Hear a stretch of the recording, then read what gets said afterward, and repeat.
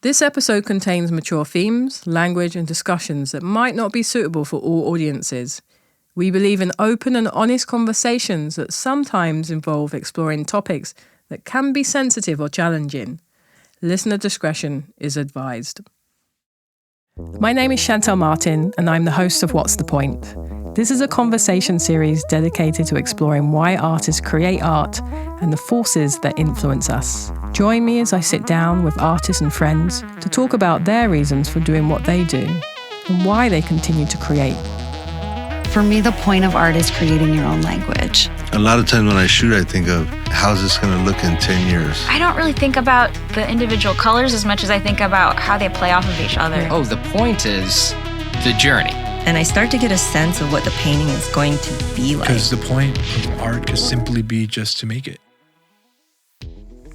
Introducing today's guest, Cash Cooper. Cash is a creative artist who, through primarily large-scale paintings, illustrates the shared histories of humanity. He is inspired by the silver age of comic books and anime, as well as the Renaissance paintings from Northern Europe. Cash uses ink and gouache, do you say gouache or gouache? To create unforgettable characters that exist in mythical universes. Cash Cooper, welcome. Cash, thank you for coming in today. Yeah, absolutely. And Shantell. you brought me a gift. It's a beautiful print. Can you tell me something about it? Yeah, that one it's called Nimrod. And that was like when I was still in like the newborn phase of like coming into my style, discovering my style. And it was just really like exuberant, excited. Like, all right, I want to have like some really rad shit going on, just some gnarly characters. I was really into spiritual like immolation.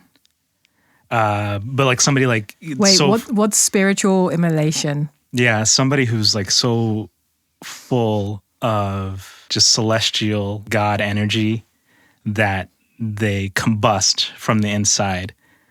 So it's intense, but that's like where that person's trying to go. And you mentioned phases. Mm-hmm. So do you feel like your work, you can categorize it into chapters? Well, there was like the initial phase where it was revealed to me what kind of paintings I wanted to make, which is crazy crowd scenes that are around some kind of ritualistic theme.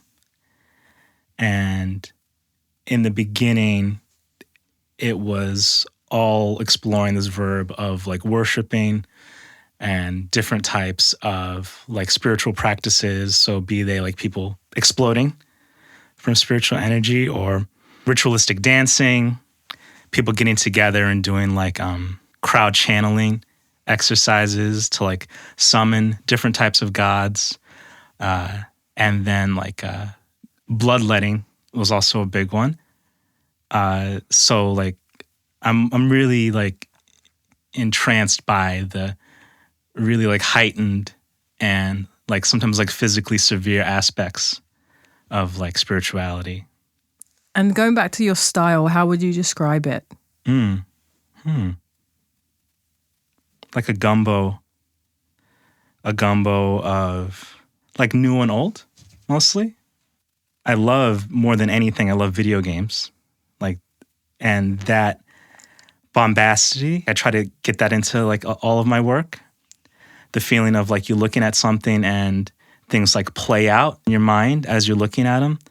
And you can see the scene moving even though it's all static. So like that's like the energy, one of the aspects of the energy that I try to capture.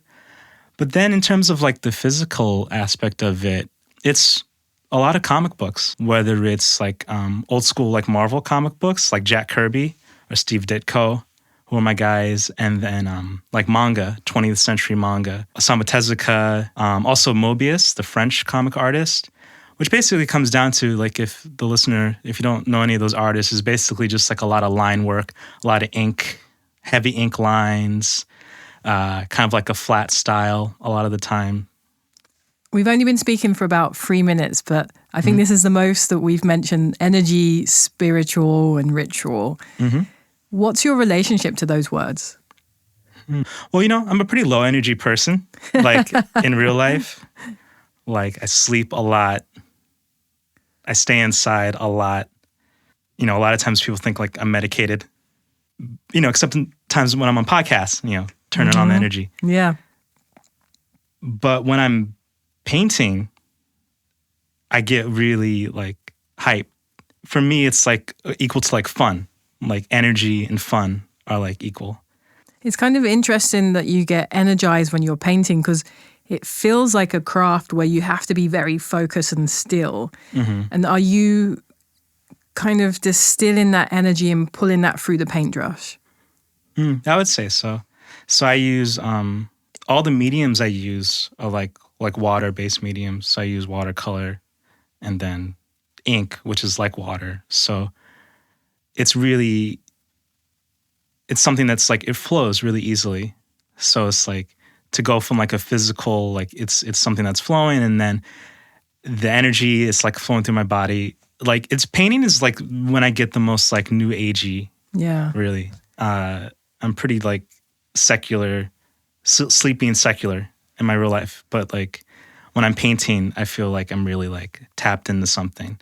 Yeah, whatever, like, you know, years and years of like church and stuff, what that didn't bring out of me ended up coming out in the paintings. So we'll come back to those words of spiritual and ritual and church. So let's kind of go back to the beginning. Cash, like, where are you from? Where were you born? You know, tell us some of those beginning stories. I was born in New York City. So I'm a 90s kid. I was born right in the middle of Manhattan, and that's where I came up. My childhood was pretty nice. Like, you know, I think about like if I were ever to have kids and like ideal places to live, 1990s, like Manhattan is like, because it's so stimulating. So it's like, I feel like it's like an ideal place. Were you a kid that like took yourself to school in the subway or? Yeah. Yeah, I would walk to school. Sometimes it was close enough to walk. And yeah, go back on the subway or like, you know, just, you know, walk around, you know, not go to school and like go to a museum or something, you know, things like that. My folks split, and You have siblings? yeah, so on my dad's side, I have 2 siblings, but one is much older than me and the other is much younger than me. So for like all of like my developmental years, I was pretty much an only child, especially when I would be with my mom. So like I was just alone a lot, walking around the city a lot, drawing a lot. So like New York City was like a really nice like incubator. If you can avoid like body snatchers and organ farmers and people, you know, trying to scam you and stuff like that. But you're a smart kid. You become streetwise, right? You kind of know how to navigate all of that stuff from a young age. Yeah, I think so. Because kids soak things up pretty well. So and they're really adaptable, more so than adults a lot of the time. So I mean, I don't consider myself like a smooth operator or anything like that. You know, you wouldn't find me like playing like 3-card Monty or like any cool stuff like that. But like, wait, what's 3-card Monty? Oh, that's like if you ever see like any like old movies in New York, you'd see like the really smooth dude on the street, and he'd be like, it's like a gambling game where you have to choose between 3 cards, and it's like one of those scenes where people like it's like one of those like scam games. Oh, it's almost like the ball under the cup type thing. Yeah, but to be honest, I don't even know really what it is. I just know it's like an old New York, like you're gonna get scammed, you know. But so on the other hand, though, like I know that like because I grew up in New York, like I have enough common sense that I could go to other places in the country or in the world and not feel like overwhelmed. Because like New York is the place other people go and they get overwhelmed. So I grew up there. And so it's like I can go other places and it's like, oh, wow. Like LA, for me, like it still feels like I'm living in the country. I might as well be in like Nebraska or something. It's so like spread out. It gave you that passport to go everywhere and anywhere. And so, you know, being a kid, growing up in New York in the 90s, I didn't actually know you were from New York. So that's great to hear. You know, kind of middle child, but big gap between the front and the end. And, you know, you mentioned at that age you're going around, you're drawing already. Is that because you were in this sphere of comic books and cartoons at that age? You were also going to museums, you know, like at that age, who is like, Cash, go to a museum? Like, was that off your own accord? Like, where did that all come from? I think it was a really pay it forward energy where I would experience a piece of art, I loved it so much. It put so much energy into me that the most natural way for me to dissipate it was in drawing, which is a natural thing. A lot of kids, like when they're little, draw, So it's something that I was already doing. And pretty quickly, I would find the stuff that I was really into manifesting into drawings and stuff like that. So like my first paying gig as an artist was I had the Pokemon strategy guide, like for Game Boy, and it had like, the printed out all the different Pokemon. So I would copy them and I would sell them for like candy money. Sell a small one for, 25 cents, big one for 75 cents. Oh, you were hustling at a young age. Yeah, I need to bring that cash back. Yeah. And speaking of cash, like, where's your name come from? Yeah. So my first name is Jordan. Yeah. My true name is Jordan. And my folks never married, So I'm born out of wedlock. And I just took both of their last names. So it's Cash hyphen Cooper. And it became my pen name because just like growing up, people were like, oh, that's a really cool name, And so it felt natural, like, okay, as an artist, I need something that's going to be sticky in people's brains. And Cash Cooper definitely is. It's a nice one. And so, growing up in New York, being exposed to everything that you were supposed to, did you end up going to art school, or what was that kind of leap there? Art school come much later, but like I'm fortunate that, growing up, I had like access to like a lot of art. So when I was little, my mom and dad put me in like a little YMCA painting class. Was it YMCA? Yeah, probably. Art schools historically aren't like the best funded, but like in elementary schools, like I got a lot out of it because I was already into art. Middle school actually was probably one of the biggest like leaps in my development, like of my little kid brain, because the school I went to, it was around the corner from the Museum of Natural History. So every Wednesday we would just walk over and go and look at the exhibits and talk to the staff and all the scientists and eggheads there. And they would show us really cool stuff in like the archives and the collection. And like it would be different subjects. So like this day we're talking to like a paleontologist. Then next week it's an archaeologist or anthropologist, all the ologists, and science, different biologists sometimes. So it was really cool. I think that's really interesting to have like a weekly visit with a museum, because as a young child, adult, you get familiar with the infrastructure and the architecture and the staff, and you can kind of have questions for next time. And I haven't actually ever heard of that, like having a weekly visit to an institution. Yeah, when I got older, and I would talk to other kids about their middle school experience and how crappy it was, I realized I was like, okay, I was really lucky. I was really lucky that we had this program, and I only did it for a year because I moved to Chicago for like my last 2 years of middle school, but just that 1 year of going there every week to the museum, it really like left an impression on me. What was Chicago like? Chicago was really cool. That was like my first experience with like traveling and like installing myself in another place and making new friends and stuff like that. Because you probably moved at a time where you're not going to bring your friends along because you're not, you don't have their phone numbers, etc. No, it was a clean sweep. It was like, it was right before like social media even. So yeah, no, it was like hard reset on the friend groups and stuff like that. And, but it was all right. I mean, new kids sometimes like they're like a focal point of like interests, it's like, what's this kid about? Like, I don't know. At the time, I don't know. I was either like flexible enough. I had a good enough sense of humor that I was able to roll with it, and I made friends easily enough. It wasn't any more traumatizing than like, the usual middle school experience was. Yeah. And we're recording this, we're in downtown LA, and I know that you spent some time next door at the USC Roski. Yeah. So tell us about that time, and when was that? That was just last year.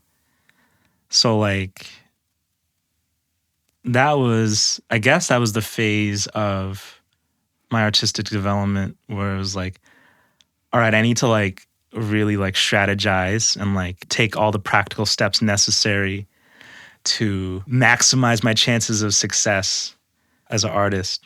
It was really, the reasoning was like super cynical or practical, either or, both at the same time. The 10 years before that, throughout my whole life, I was just like a real dilettante. I was traveling all over. My artistic growth was like, it was like really free form. And I was, I really didn't have all the direction, all the learning I was doing was self-motivated. So I wasn't really going to grad school with any feeling like, I need to like unlock another level. If that happened, it'd be good. And I was open to it, but it was really like, all right, let me like try and like inculcate myself a little bit more in this LA art scene, meet people, show people my work, because my painting style had developed in somewhat of a vacuum. Up to that point, I'd done a few shows around LA, but yeah, I wasn't like really much involved in the art industry up until that point. And so going into, USC Roski with almost like a strategy in mind, as you said, do you feel like it was successful? Yeah. I think the seeds planted will bear fruit like in time. I mean, in the short term, I met really like wonderful people. My cohort, it was a small cohort. Everybody was really nice, really awesome. I met a few teachers there too that I felt like I was really simpatico with. So like just for like that immediacy of like, okay, I'm meeting humans that I'm connecting with. But then, it's like thinking about things like, all right, well, these relationships that I'm making and the people that are seeing my work now, years from now, things can come of it. And then, my show, I'm really proud of my solo show that I did at the end of it. Even though I was coming in with like this, like I'm just in it for the quote unquote networking for the most part. I did grow as an artist a great deal. Just having all of that time to work. And so yeah, I would say it's successful. And then I met my current business partners. They came, I was introduced to them and they came by and saw my show. So the people who I'm working with now towards my next show, I met them at the end of my time at USC. And when you say business partners, in what capacity are you partnering in? So I met these folks who have this business called Goliath. They're starting it. Actually, I believe you met one of them. I was just talking to her. Her name's Samira. She said she was sitting next to you on a plane recently. And so her and this other dude, Patrick, they're starting, or they've started a business where they want to represent artists. I guess kind of like in like like more of like a show business sense, like in music or like for actors, like, working with an artist and finding opportunities for them that can include the gallery, but also go beyond the gallery. And just like working with an artist and like maximizing their vision. Yeah. So almost like an artist management agent. So making sure all of your like bio statements, everything you have a strong foundation, and then looking for opportunities kind of outside of the four walls of a gallery. Yeah, exactly. In addition to that, yeah. Yeah. So, and being an advocate, when I moved to LA, I was like, this has to like exist. Like, I really want to find something like that. Like, other art forms have it. And then when I came out here and I was like talking to a lot of people, I found out like, not really. It's usually mostly the gallery representation. So it was like, that's why I'm really interested like in you as an artist on the business side, and like how you move. It's really cool to me. Yeah. No, it's interesting because I think a lot about that because in a way I'm an outsider on the inside, on the outside. I'm an artist, but I'm not coming down the traditional path. Yes, I went to St. Martin's, but then I moved to Japan and started my career in the club scene of Japan, and then came to New York. And coming to New York, it was very hard for me to get a gallery, so I started to do other things, and those other things were in kind of unfamiliar spaces with art. And very early on when I moved to New York, nearly 20 years ago now, people will be like, well, Shantell, you can't do that because it'll devalue your work. You can't do that because it will devalue your work. You can't do that because then you're not seen as a serious artist. And I thought, well, if I'm an artist, why can't I just do things I want to do that are fun, that I'm interested in, that I'm curious about? Why do I have to put things in a box and kind of segregate my interests and kind of things that I like to do into industries and mediums and do this and don't do that? And so I think the backbone of myself just kind of working is am I curious about it? Is it interesting? Is it something that can push my work? Is it something that I can do that with these people or with this brand that I wouldn't be able to do by myself, that allows me to do that? And if I'm saying yes to all these things, then I do it. And, I just kind of found the industry shackles that try to keep people down into a system because they wanted to have control of it. It's like, yes, and there's room for that, but there's also room just to explore the things that you're interested as an artist, and they might fall outside of the system. And I feel like, absolutely, if I look back at my career, it's kind of an expose of that, just like interest and things that fell in and out of a system. Yeah, that's beautifully put. Because like our creativity and our predilections as artists, it's such like a free form energy.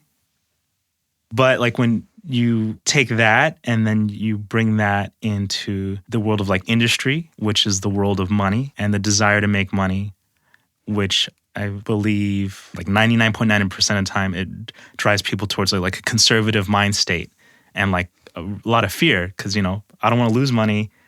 So I'm going to impose like a conservative value and a desire for like predictability and like ROI. But I feel like a lot of the times that's like oil and water. Yeah. With artistic creativity, which is why I'm happy I'm working with Goliath, is because like they are open and it's less me fitting into a structure versus like the structure like supporting what I'd like to do. Well, I feel like if I went back to my younger self, even 5 years, 10 years, 20 years, 25 years ago, I think one thing I would give myself as advice is have team players around you, have people on your side, in your court, invested in you. And I don't mean kind of like financially, but just kind of, invested in the well-being and the legacy and the, kind of the general philosophy of your work. I'm a little bit of a lone wolf, and I'm like, I can do it all by myself. And there's a lot you can do by yourself. Yeah. But there's also a lot more you can do with others. And that's definitely something I've been reluctant to learn, or, it hasn't been the right time. And so, I've been getting there slowly. And so it's nice to see, artists like yourself kind of adopt that idea of having partners or people kind of invested in your well-being to find you work, to help you edit if it's good for you, or to find opportunities for yourself that you might not have imagined for yourself. Within that structure, do you have a guideline for yourself for things that you say yes to or no to or want to do or don't want to do? A lot of it is just like, I can see my work being here, So I could see it like in my mind's eye. I could see my work being on a wall. I could see my work existing as a print, as a traditional painting. I could see it being on a billboard. I could see it, so it's like, it's always a fun discussion though, because like you're saying, like working with other people can draw things out of yourself. So when I have discussions, instinctually, I might not see it, but then, through trusting the people I'm working with and respecting like their vision and, knowing that we're working together in good faith, it's like, okay, I can see it. I can see how my work could work here, only after talking to you. So it's like, it's a nice moment of growth and then also like creative growth at the same time. Yeah, I think, there's endless possibilities. Your work could be fashion, it could be set design for opera, it could be anything on that spectrum of whatever you can imagine. And then it's a matter if it feels right for you and the work. Yeah, I would love to do a set design for opera. Just like some kind of opera where with a bunch of human sacrifice set pieces. Yeah, these giant heads and, And I love fashion design too. Oh, actually, something I wanted to talk to you about, if you don't mind. No, let's go ahead. Because so both of us have lived in Asia, like really early times in our artistic life. So you lived in Japan, which I think is awesome. I love Japan. And then I lived in Singapore and China. This was like also during my 20s. So it was like, that was like really like helping me grow a lot as an artist as well. So tell me about that. So when was that? So Singapore, China, when was that? What age? Yeah.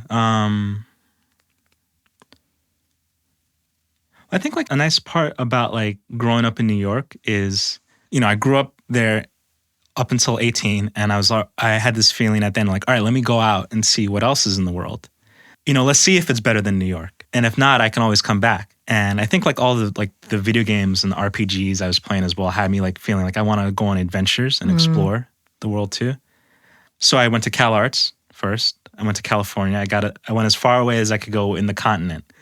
And I studied at Cal Arts. And then towards the end of my time there, it was like maybe 2 years before finishing up there, I met this dude who's like a family acquaintance. Randomly met him on summer break. He was this black dude named Fanone, and he taught African American history and like hip hop in Kyoto, Japan. And I thought that was the coolest shit ever. I was like, oh man, I want to do this so much more than like, no offense to locals, like stay in Burbank and like get a job in the animation industry, which I was studying at the time. I just started asking around, like in the faculty in my school and like my mentors, like, does anybody know of any international teaching opportunities that I could do, specifically like art? And I got lucky. Like one of my mentors, this guy named John Mahoney, he was like, yeah, I did a workshop in the school in Singapore. So he slid me an email and put more effort into that than any other job application ever. Like I wrote up a whole syllabus for an animation, like an experimental animation course. Fortunately, yeah, I got the gig. So then the fall after I graduated from Cal Arts, I moved out there and I was living out there and I was teaching like everything. I was teaching like animation history, film history, figure drawing. That was like the real grad school, I feel like. What was that initial move like? Because you're moving to a new country, the culture's foreign to you, you're alone. Like what was that initial kind of transition like? It wasn't as culture shocky as it could have been.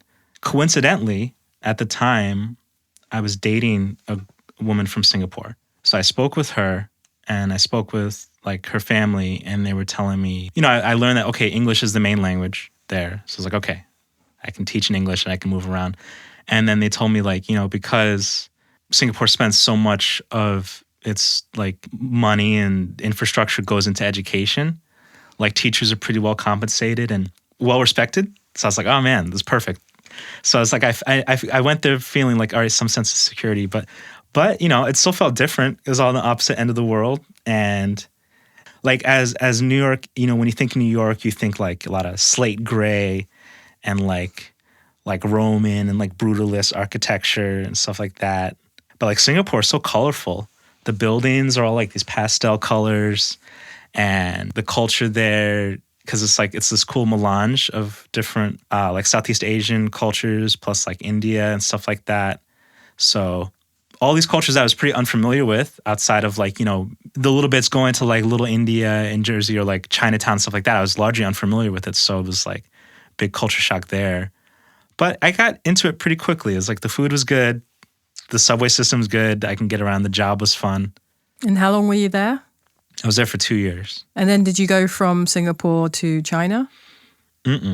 So I had a year-long interregnum living in New York, living with my folks, which was like, we were talking earlier about roller coasters. Yeah. So it was like, I felt like it was a really like, to be frank, like depressing year of being home after doing a lot of traveling for 2 years because I traveled all over Southeast Asia and Japan. I went to Japan. And then I was just home with my folks trying to figure out what I was going to do next. And was that just kind of the end of a contract or just as long as you wanted to be there? Like why didn't you stay longer? Yeah, I could have been there longer. I did my job well enough that they're like, all right, if you want to keep working here, you can. I renewed it once and then, but I don't know. I guess it was a similar feeling I had that had me moving out there in the first place where I wanted to have another adventure and like see where else I could go, and where else my art could take me. So then that came with like, all right, well, you have to do some planning. You have to apply to stuff. And a lot of that is going to be like, you're just living at home, just on the internet, just searching for the next thing. Yeah. So it was like a downturn in terms of energy. I think my experience was interesting because I first went to Japan. In 1999. And I was like, wow, this place is amazing. Everyone's completely different and no one knows me here. And I could figure out and hear myself and figure out who I want to be. And so when I went back to England after that, I was like, I'm going to move to Japan. That's it. Done. And I graduated from Central St. Martin's, did very well there. And then my only goal was to get to Japan, this place that was, on the other side of the planet. I couldn't imagine anywhere further. In the early 2000s, we didn't have Instagram or Facebook. We didn't have smartphones in the US or in the UK. And so, I kind of just went on this voyage by myself and didn't even consider any repercussions or, anything outside of that, just other than this is my goal and I'm going to do it. Yeah. And I think for myself, I really loved that experience of being a young adult in a place where there wasn't any expectations of me. There weren't even any social kind of constructs of who I was. Growing up in London, you have your group of friends and then you play an archetype in that group of friends or within your family. And then even coming from a culture where there's a class system and all of that stuff, it was really nice to go to a place where there was no level of judgment other than like the interaction that I had with people. And they'll be like, where are you from? And I say, London. And they say, that's cool. And then that would be it. Whereas being a young adult in England, you speak and someone's already judging, your background, your education, your class, your kind of level of access and all of these things before they've even kind of really got to know you. And so for me, there was that space of freedom of like, I can figure out who I am and no one is projecting onto me. And they might be projecting of me, but I'm not a part of this culture. So I don't even realize that I can be a blank canvas and kind of figure things out. And, before I went, just like a lot of people, I was very interested in Japanese anime and manga and, kind of like the style of that and, even some very old kind of manga, like, before the more traditional, like newer stuff that we've seen. And so it was just a fascinating place. And I think for me, 1 year wasn't enough. 2 years wasn't enough. 4 years wasn't enough. And I say for 5 years because I think there was a bigger culture shock, because I had to learn what I was eating, because I had to kind of learn the language, because I had to learn a lot of those things because it wasn't an English-speaking country. I wanted to stay longer because over time I got more tools. And I'm like, now I know the names of the stations in kanji and now I know what to eat at 7-Eleven. And so I wanted to stay longer so I could utilize those skills that I had gained over time. That's interesting. And I know how you mean. Like, the longer you're there, the more things that are revealed to you. Yeah, it's such a beautiful like step beyond tourism or beyond even like a short residency where you have to like really recalibrate all your like mental software. But then actually I wanted to talk about the personality thing and like the where you are in society. Because growing up in America and growing up, as a black male, for me personally, I felt most of my life up until I left the country, I was acting against like archetypes. So a lot of times when I would meet people, I felt that like people trying to assess me and like, like they're looking at me with like the Terminator, like, and a lot of times it was like, we don't know what to do with you. You must be mixed, why are you the way you are yet black? Because, I was always like, wearing like band t-shirts and skinny jeans before it was cool. And like, because you're alternative, it must have come from somewhere. Yeah, exactly. Yeah. It's interesting. Like I look at it now, like all the stuff that I see like young black kids doing now, watching anime, again, like the band t-shirts, like, and skinny jeans and stuff like that. I'm like, oh man, I was doing that as a kid and people thought I was really weird. It's just because you're an artistic kid. And I think a lot of us can relate to that. I'm sure there's a lot of artists listening to this. And in a way, we're kind of that outsider. We're kind of into our own interests. And it might be music. It might be the way we dress. It might be like how you've dyed your hair. I remember I had holes in my clothes when I was younger and I'd listen to 9 Inch Nails. And people would just be like, that's just Shantell. She's weird. Yeah. And it was weird because it wasn't with the mainstream, It was weird because you weren't afraid to not fit in. It was weird because you didn't want to do what everyone else wanted to do. Or you just didn't care to do what everyone else wanted to do. And I couldn't be bothered. Yeah, and so it's interesting that gets labeled as something else other than just being artistic or creative or being an individual. Yeah, it's kind of like we were talking about before about like existing as an artist in the industry that wants to make money, like also existing as like a creative weirdo. And because the function of culture is a lot of times is to like, you know, put people into archetypes and have like predictable outcomes and stuff like that. So when you exist. But then, you know, fast forward, I'm in Singapore and I'm like, their struggles aren't my struggles. I'm just here, I'm just working here. So I not only got a really great vantage point of like all the ways American society and being Black in America is like crazy because I'm not like in it anymore. I can observe it. But then also like, you know, just feeling like my own, like, you know, learning who I am as a person and then particularly as an artist too. Yeah. I feel like perspective and exposure are very important, especially, you know, not even just for artists, I think for all of us. Yeah. And so, you know, kind of going back to that expectation in the system, you know, you mentioned earlier, you know, one of your decisions for going to USC was, you know, you wanted to be successful. So in your mind, what does that success look like? That's pretty simple. It's just make money, making art. I can take my girlfriend out to eat wherever we want to go and take a vacation, you know. Yeah. Whenever I want. And you find, you know, especially when you come to crafts like painting, you know, there is this kind of taboo or this, you know, facade that's put up around the idea of making money from your craft. You know, what's your relationship to that? Have you experienced that? I find it despicable because it's a scam, because that money is being made and it should be going to you, but most of it's going somewhere else. So it's like exploitation, you know? Putting people into a mindset that they ought not to aspire to things. And, you know, I'm not even talking about like, you know, having a bunch of jets and private islands, just like making a sustainable living and being comfortable and be able to take care of your loved ones. You know, you should at least be able to do that. Like I learned recently, like the average income for an artist is like 40 grand, where it's like you can't live anywhere like in the States making that much. And the idea of the starving and the suffering artist as like a way to be, I feel like that's connected to it. You know, artists should suffer, you know, all people should suffer, because suffering is what leads to like growth and understanding and being uncomfortable, but that shouldn't be your whole life.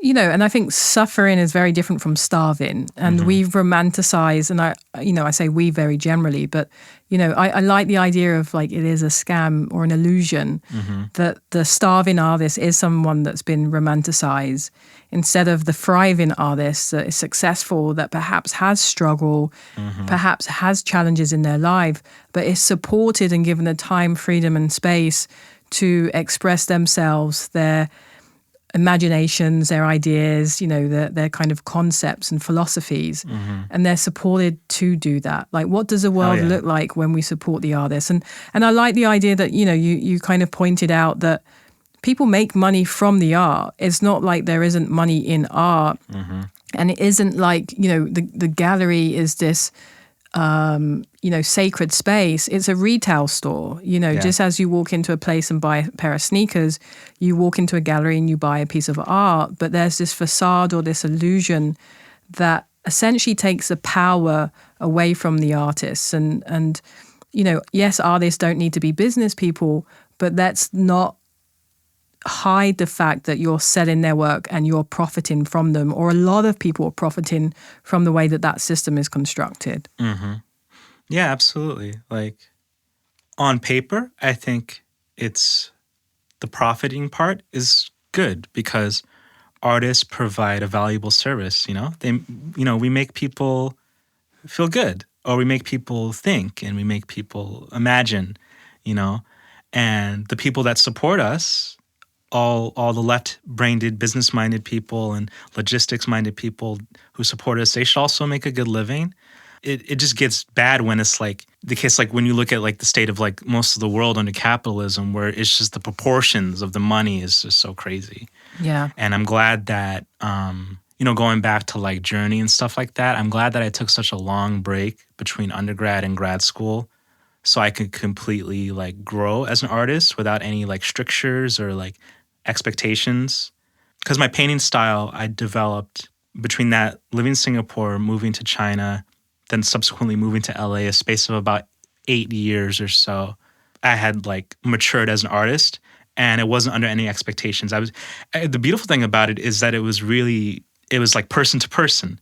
There wasn't like any mediating circumstance. So what I mean by that is like I would travel a lot, so I had like friends in the places where I was working in Singapore, and we had a lot of breaks because it was the British system. So we had like breaks like every like month and a half. Then you throw in Chinese New Year and all this stuff. There was a lot of opportunities to travel, and I would never travel with my friends. I'm like, all right, you guys have fun. I'm going to go to Myanmar for like 10 days. I'm going to go to Cambodia. And I would just go with my sketchbook and I would draw. I would not only draw temples, but getting to that person to person thing, I would just draw people. I would just find people who were just chilling, and I would ask if I could draw their portrait. And I was experiencing firsthand like how helpful it is to make art for people, and how it can really like, it's just like a nice thing to happen. And I liked how happy people would be when I would give them my crudely made portrait of them. And I was like, okay, this is like part of the energy that I'm supposed to be putting out into the world, and like what I'm supposed to be doing as an artist, enriching people's lives, and like try to preserve that ethic now, and think of what I'm doing as an artist as I'm providing a service for people, make their brain happy. Even that's just a nice thought. You're this kid from New York, and then now you're, kind of in some part of the world just drawing someone. Mm-hmm. And there's that really nice human interaction by creating a service, a moment, a shared connection where, you put a smile on their face because they see that you drew them. Mm-hmm. And they enjoy that. There's something so like just nice about that. Yeah. I was happy to get the practice in drawing folks. And then, what it's like, this compulsive need to draw something. It's like, all right, I'm going to draw something. Let me draw this person, and give them a little gift. So let's talk about the scale of your work. What type of scale have you been working at, and what type of scale do you work at? I like to call it heroic scale, which is just like a fancy way of saying like big. Like I learned that like the type of work I make, I really want to make something that somebody can like step inside of, something that can encompass their entire field of view. And I learned that when I was commissioned by CalArts to make a permanent mural installation. So I did this big ass mural, and I really felt like, okay, this is like the optimal size for my work, because again, it's just like it's engrossing, and it's like impressive for people to see, and it kind of like shocks the system a little bit when you're confronted with something that's like larger than human scale. It's more real estate for me to like tell as many different stories and set up for things in a given piece, because I like to give people a lot of like fun things to do when they look at my painting. So they can look to the right and they see like, here's a whole world over here. Look to the left, there's a whole world over here. And, And so going back to, your training at CalArts animation and then teaching animation now, your work lends itself to feeling like a virtual stage, to feeling like a game, to feeling like a perspective that you can walk into and kind of see these worlds, kind of go on about their daily life. Have you ever, or, have you already, or have you thought about kind of animating these, turning them into games, turning them into like virtual stages, all of the above? Yeah, absolutely. That's something that I've been talking about right now with my people at Goliath, and like trying to find opportunities for that. And so we're searching like for like how can we make that happen? And being in LA is like a good place to ask around about that. So yeah, I'm into it. I mean, I love doing animation, but like I wasn't very good at it. However, I would love to design elements of something and then link up with like some animation geniuses like to bear those out. But also, since you've graduated, technology and animation has kind of vastly progressed, and perhaps there's more avenues that are available for animation for someone that you feel like you don't have the time to dedicate towards it, but are there technologies out there now that can kind of help you get there quicker? Probably. Actually, some of my favorite artists are like concept artists and character designers, especially from the video game world. I feel like the best way I could play my part is like, let me just design a cast of just sick characters. And then that's me operating at the best of my ability. And then I want to find somebody who's operating at the best of their ability in their realm and collaborate. Because I also see these opportunities as an opportunity to like, build relationships with folks. Just like link up and like, make good work and, have fun with other people. Have fun, create that energy. Yeah. And then so, looking back to the past, to the present, have you documented your work? Do you photograph it? What does that system look like? Yeah, I photograph it as well as I can. Like my camera phone is like, it's pretty good resolution, stuff like that. But like actually, when I got into making prints, that was what turned me on to like the importance of like having like a proper archival photo taken and stuff like that. Lately with social media, I've gotten hyper documentation mode where I'm like doing like a lot of Bob Ross style, just like videotaping myself as I'm painting and things like that. But, also I keep all my sketchbooks. I have all my sketchbooks going back to like middle school with all like my sweet Castlevania OCs and stuff like that. It's nice. It's nice being able to look back on your life, in the drawings you've made. So we had a guest on, Lucy McRae, an incredible artist that thinks a lot and concepts a lot for the future. And one thing that she spoke about is, kind of doing a timeline of your life and extrapolating 50 years out into the future.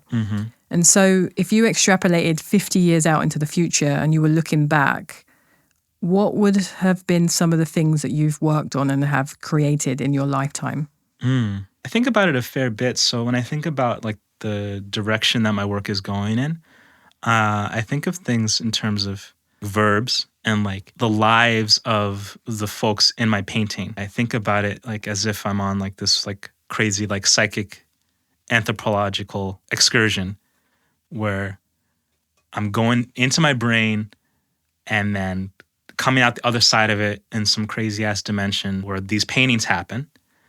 And as I progress in my artistic development, like new things are revealing themselves. So like I said at the top, like this print here, it shows like me in the worship phase of things. All the paintings for like 7 years, it was just all different types of worship and rituals, like communal rituals. People getting together, getting blissed out, summoning gods and demons and having a ball and shit like that. Since coming to USC and about like the year before that, I moved into the phase of exploring the verb of combat and fighting. So like all my paintings before that were real consensual like love-ins. So now I want to make paintings about conflict and iniquity. So my paintings got real bloody, real violent, just brutal paintings. Like battle scenes and a lot of vampires and like blood gods and stuff like that. When I extrapolate to see how things are going to go in the future, it's just like I just want to discover more about this world that exists beyond my brain. So at a certain point, I'm going to get into like a bunch of paintings where folks are eating. How do these people eat? Where do they live? What kind of plants are in their environment? Are there animals? So like if I think about 50 years from now, it's like, okay, the story would, what is now a couple chapters, by that point is going to be a couple books. Hopefully I live that long. I'd love to see it. I think about that a lot. It's like, okay, I'm excited about the paintings I'm going to be making. And do you write? I do a fair bit, because I'm always applying to like residencies and fellowships and shit like that. So, and I'm pretty unorganized in terms of like, because, they say like in art school, like, all right, you have your artist statement and you have, blah, blah, blah. And you just keep that and then you could tweak it. You tweak it. And then just like, I always end up just like writing them again, just like writing them over again. Either because I can't find like, I did this one thing. Where was that? I can't find it, even though I just use Google Docs. Or like, it wasn't that awesome. It was awesome when I made it, but I don't like it now, the written treatment I did. So it's like I always find myself reflecting and rewriting my artist statements and shit like that. So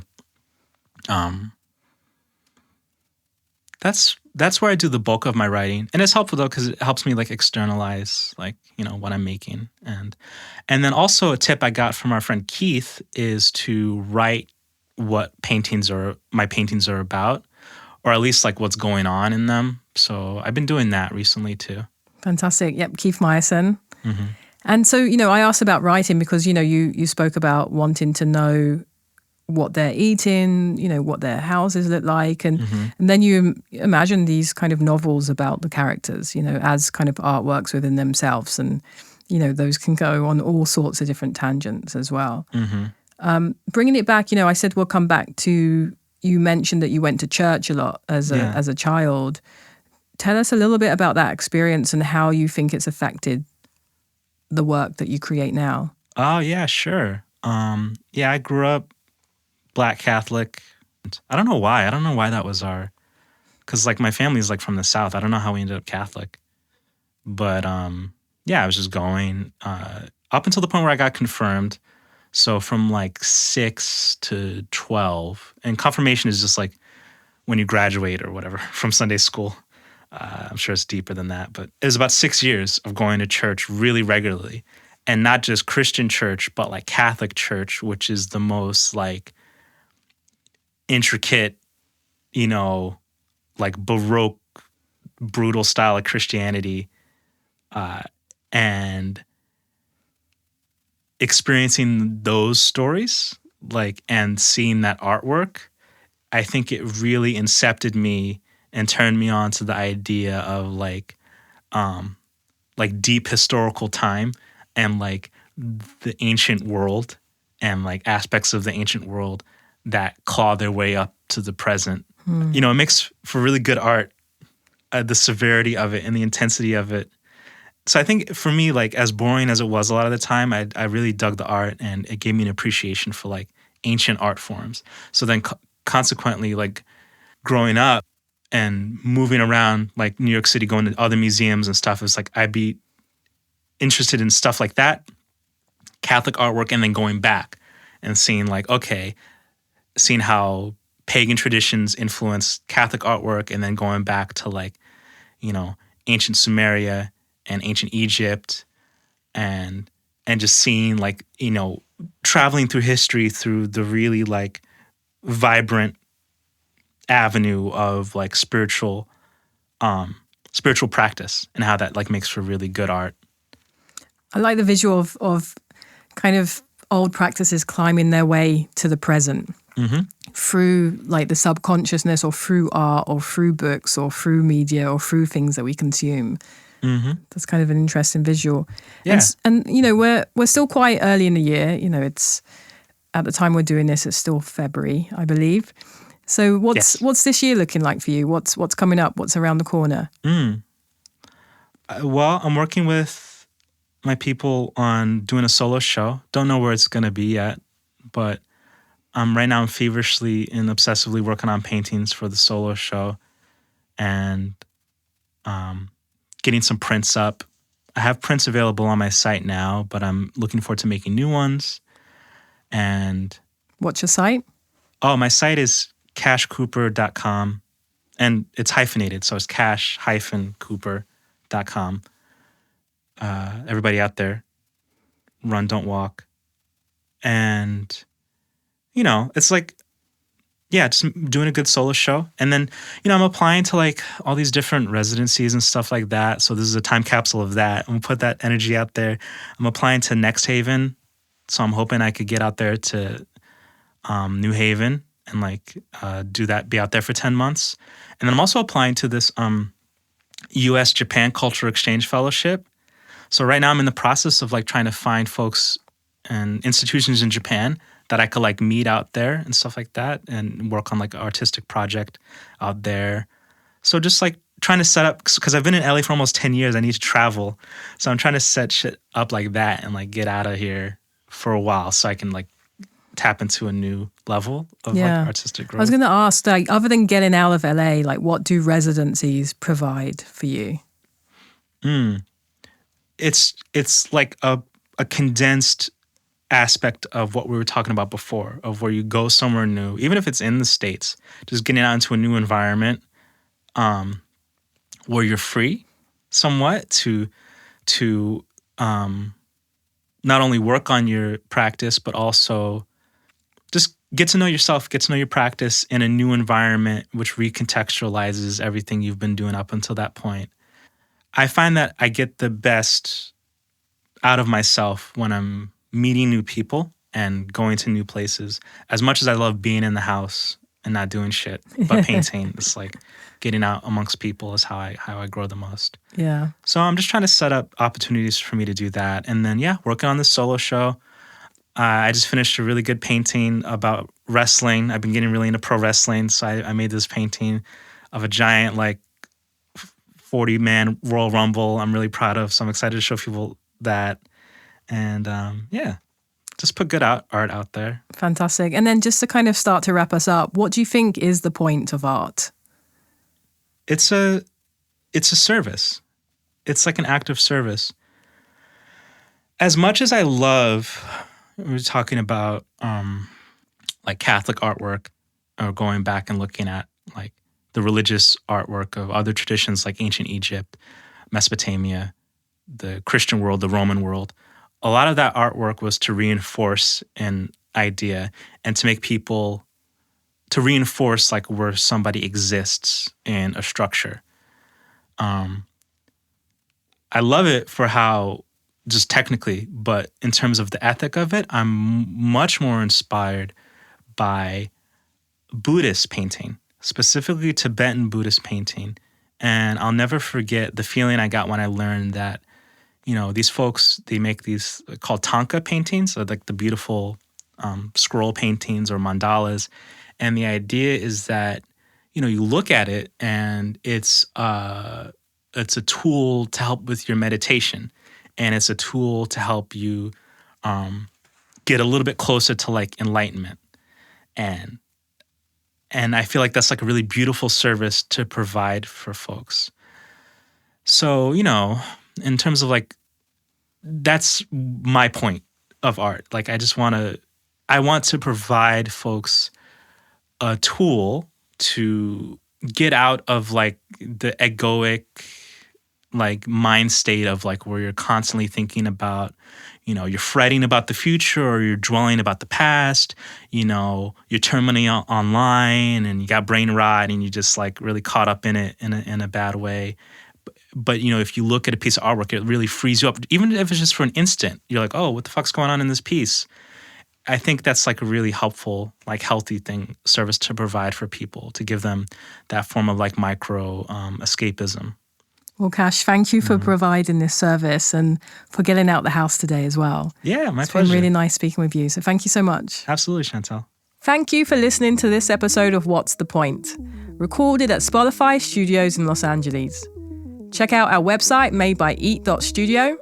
Grant Alexander Peters does our theme music, engineering and editing. Research and pre-show preparation are done by Vern Molidor and Joyce Adams-So from the Shantell Martin studio team. If you like this episode, please consider subscribing to the podcast and leaving a nice 5-star review. Don't forget to check out the show description for more information on today's guest. And you can follow myself and the podcast on Instagram at Shantell_Martin. What's the point?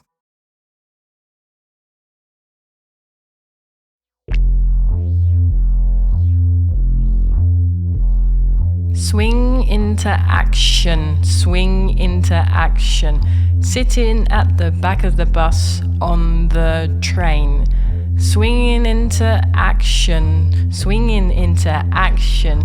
Trying to figure out why we figure out some reactions. Don't react, bake some cake. Don't react, bake some cake. Don't react and bake some cake. Sitting at the back of the bus. Logistics, mystics. Gotta figure out some new ways of living life. New ways of relaxing.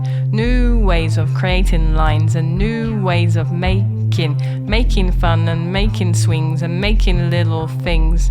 Things that think and things that sink. Things that think and things that sink. Sinking in the jungle of my mind. Sinking in this place called New York. Sinking.